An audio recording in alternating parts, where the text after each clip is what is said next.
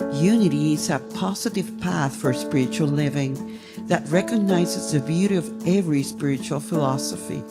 It aims at supporting people in their quest for a healthy and prosperous life, a life of significance. Revana Quintana and Osvaldo Mora, leaders of the bilingual ministry Unity Community of Light, are here every Sunday morning to bless you with either an inspiring dialogue and or meditation based on the powerful Unity teachings that we are certain will lead you to a space of deep personal transformation. Please be welcome to Encuentro Espiritual English.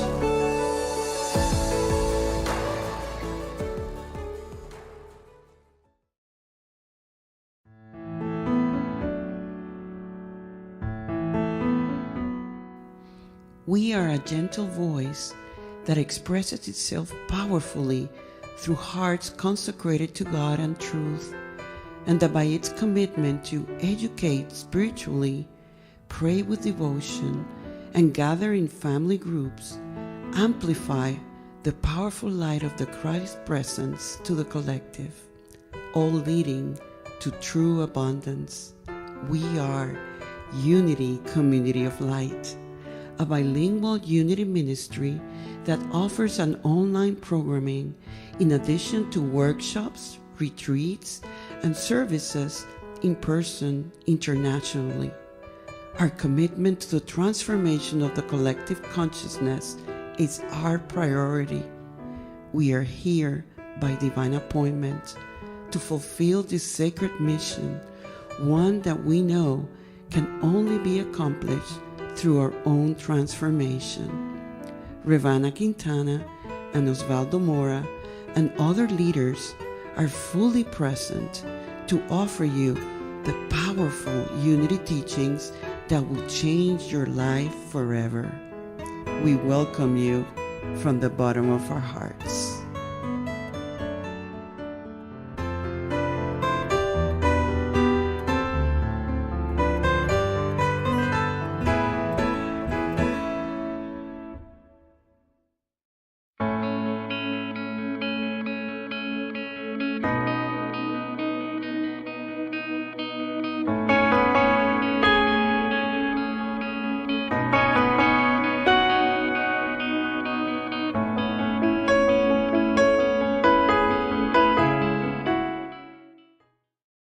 Hello, good morning, and welcome to Unity Community of Light. I am Nathan Jorgensen, and today I'm without the wonderful Osvaldo Mora.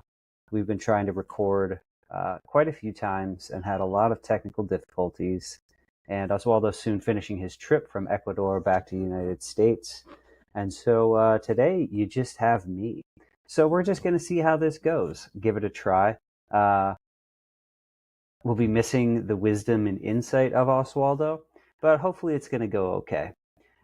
So again, welcome. This is Unity Community of Light, and we are talking today about the quest. We're here in this book, and we're in chapter 21 today. Chapter 21, I am. The two tiny words, I am, are the biggest in the world. Few people realize their full impact. And I'll start with the quote here, the teaching of Jesus, I am the way and the truth and the life. I suppose today I am, and Osvaldo is not. As fate has it, he's not able to be with us. But I was really hoping to have this conversation with him for a few reasons, as I'll explain here shortly. But what I'm going to talk about today in terms of I am, in terms of the book and of my own experiences and my own impressions of the book and of the teachings.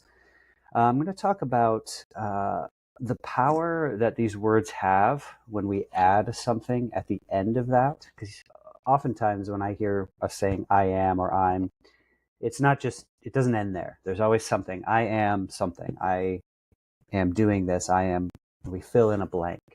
So the power that it has with what we add afterward. And then I'm going to talk about the power of just leaving those two words as they are. So the first part is, what do we fill in? What do we say after that? Oftentimes we say things that can be quite negative. that may have more power than we fully realize. Even when it's just done casually, something happens, I'm so stupid, I'm an idiot, I'm this, I am that. But bringing those negative statements into us, we really need to be aware of what we're saying when we do say those things. So the power of filling in that blank there and adding something. Now, one thing that I was really hoping to ask Oswaldo about is the power of language here. So we're doing this in English, read this book in English. Most of the religious teachings that I've had throughout my life are in English. And I don't speak many other languages fluently, but from what I understand from hearing others, from learning from others, and in other languages that I have learned, is that there are a lot of things that are said where you don't say I am this, but in English we do. And I don't know, depending on you and who's listening to this, you may have this experience in your own life. But as I understand, there are things like age. I am 30 years old. I am 40 years old, 50 years old. In other languages, as far as I know, they say, I have this many years. I have this. I am hungry. I am tired. I am so many things. I think perhaps English is one of the trickier languages that kind of messes this up, that tells us with so many things, so many temporary states of being, so many feelings that we have that are just temporary throughout the day. I'm feeling this, I'm feeling that. We attach I am to that.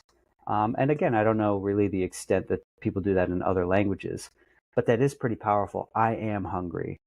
Whereas in others, they may say, I have hunger, or I hunger, right? So it's being able to take away that transitory feeling or that transitory thought or state and not make it of what you are, but just it's something I'm experiencing right now. So that's one thing I was hoping to ask a little bit more about. But really, when we say, using our language, I am this, I am that, just pause to ask yourself, am I really? Am I this? Am I hungry? Am I tired? Am I angry? Or is this a feeling that I'm going through, a temporary state? So we also add things, I think, from my own experience. We have to add something, I am this. One of the reasons we do that, I think, is to give ourselves some credit, to justify ourselves to other people, to explain ourselves to other people, to establish some sort of credibility or worth with other people.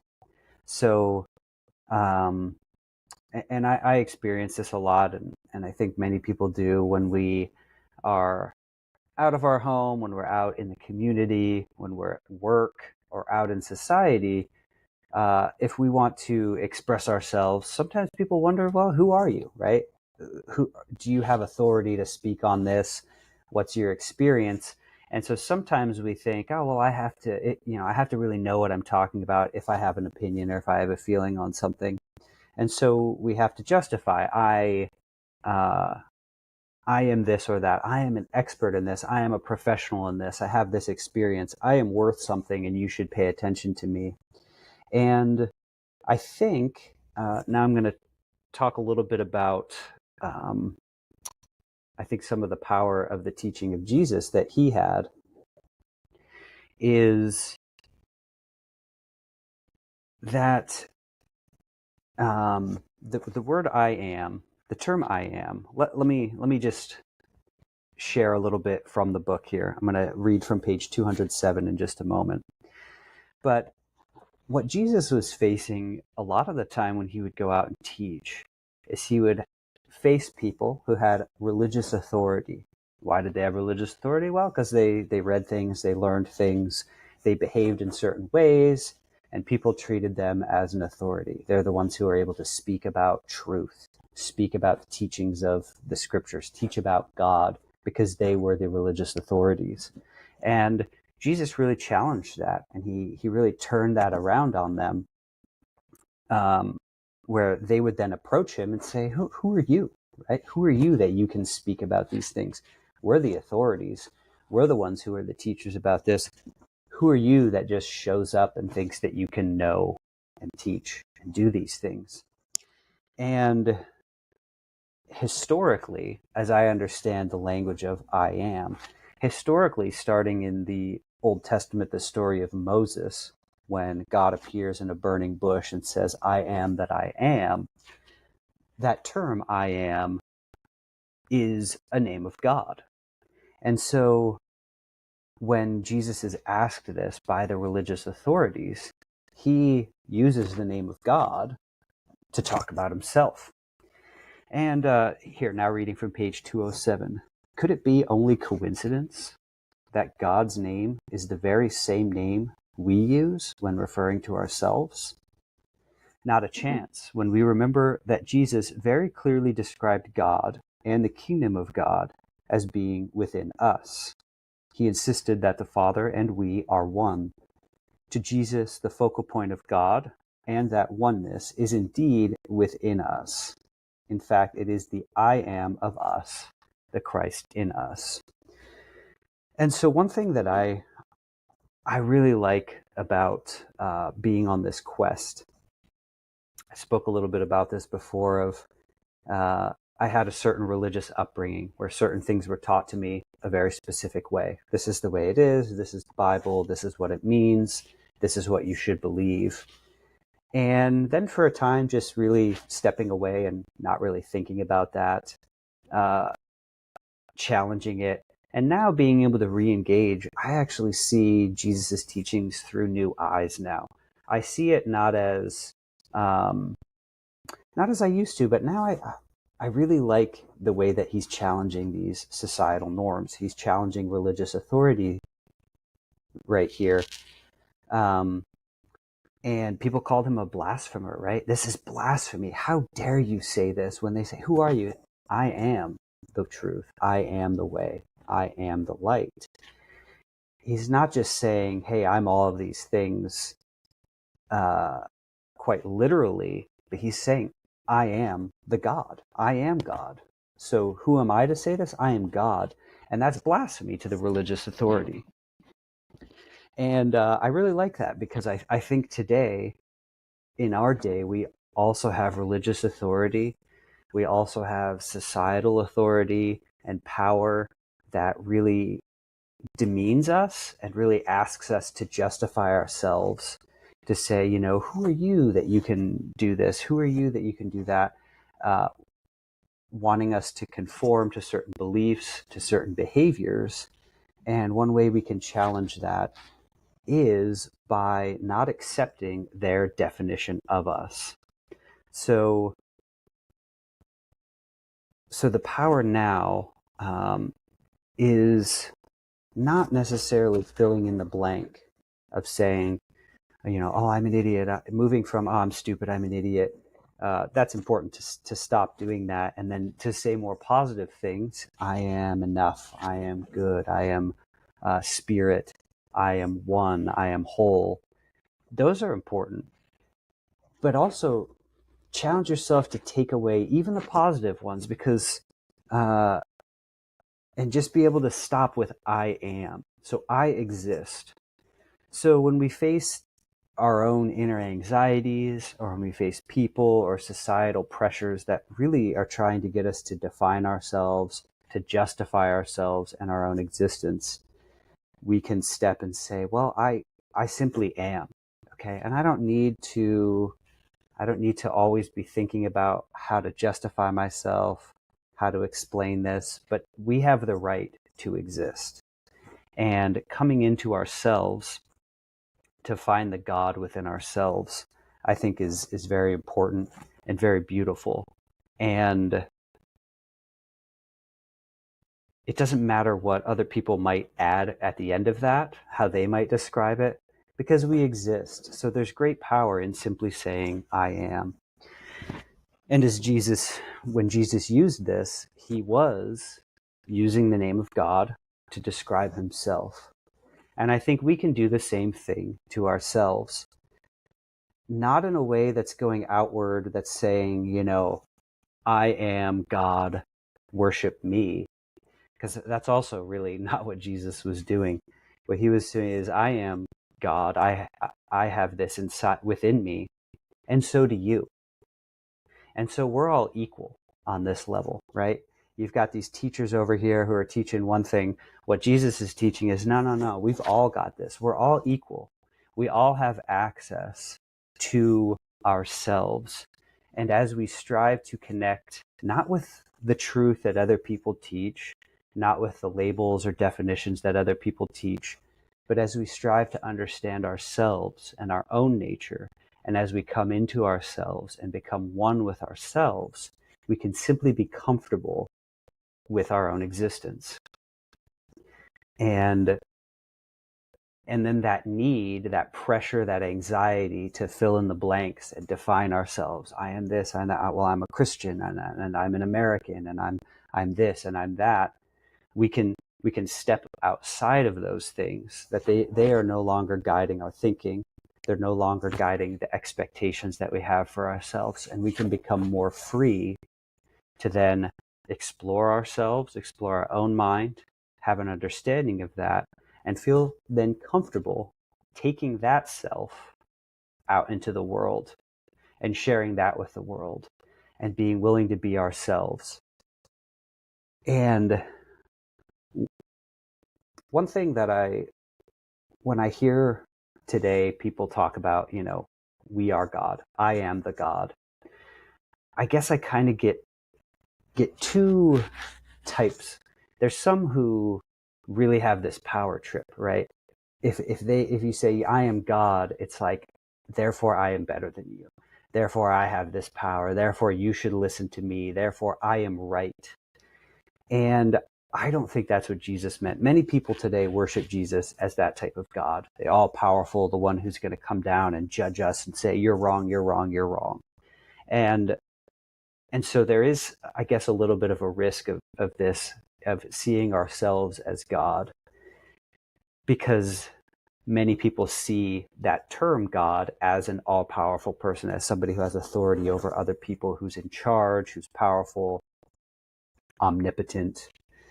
And yet, when I connect with what I think Jesus meant when he taught that, is I am God, therefore I am totally comfortable in myself. I am completely connected to spirit. I am completely connected to myself and my own consciousness and my own understanding. I don't feel a need to go out and be that dominant type of God, to say, oh, therefore you should listen to me. Therefore I am right, and my opinions that I form are the right ones, and I should be in charge, and so on. Because when we really come to that understanding that God is within me, the kingdom of God is within me, I am at peace with myself, and I'm comfortable just existing as I am, what we also need to recognize is that everybody else has that within them as well. And so the way I treat others, it will reflect myself and my truth, but it will also respect and allow for their self and their truth. I am, and you are too. Now, is everybody fully in touch with that? No. Is everybody, clearly in sync, in tune with their I am? No, I don't think so. So there are people who are going to maybe take that the wrong way. But, this has really helped me in my own self to feel comfortable. But it's not just me, right? Because we live in a world, we live around people, we have families, we have friends, we have people we work with, people we see every day. And so to change the way that I see myself also changes the way that I see other people, to allow that respect, to say, yeah, maybe, there's this situation, maybe it's something we need to talk about, maybe it's something we need to work on together. But the fact that I respect myself doesn't mean that I think I'm always right. Doesn't mean that I think people should listen to me, that I should be in charge. It simply means that I'm comfortable in myself and that I can take that into my interactions with other people. So I hope this I'm kind of coming to the end of what I've prepared to say, but I hope that I've had some meaningful thoughts. I feel a little bit inadequate by myself today without the guidance and the wisdom of Oswaldo to ask the good questions and to give the really good insights. But I hope that this has been meaningful. I hope that as you read, as you're on the quest, which is rediscovery, if you're re-engaging with some of these ideas, I hope that you can find insight into you, into who you are, and to, one, think about the words I am and what you say after that. Think about the language that we use to say, maybe it's not so much that I am, but that I feel this, that I'm going through this state and passing through something. Recognizing the temporariness of many of our I am statements, that we can shift them from negative to more positive, but also that we can shift away from filling in the blank, that we can truly come into a connection with that statement of I am. And I don't need to add more to that. I don't need to talk about all the things I've done, all the things I've accomplished in order to feel good about myself. I can feel comfortable and at one with myself by simply saying that I am. So I hope that this has been of some insight to you. Please let us know if you have questions, if you have experiences to share, if you'd like us to share anything more about that. And I will see you next time, hopefully next time with Oswaldo. Wishing him a safe and happy journey from Ecuador back to the United States. And blessings to you. Thank you for joining me today. Unity COML, Unity Comunidad de Luz, Community of Light. It's a ministry of love, big commitment to help everyone who's ready explore principles of truth that can really bring healing, prosperity, and all the good that God always has in store for each one of us. If you feel truly in your heart that we are serving you and that you feel that you are expanding in every way and would love to give back and make sure that others are benefited just as well, we highly encourage you to donate. Do a love offering based on the love, appreciation, gratitude, and joy that you are receiving from the source to transform your life. Visit us at unitycoml.org and do what is yours to do from that place that knows that there is abundance for all. As I always say, asking is giving, and that's how we support our ministry, your needs, our help, and everything goes together. Divine love, through you, through us, blesses and multiplies all that we are, all that we have, all that we give, and all that we receive. And so it is. So it is. Amen.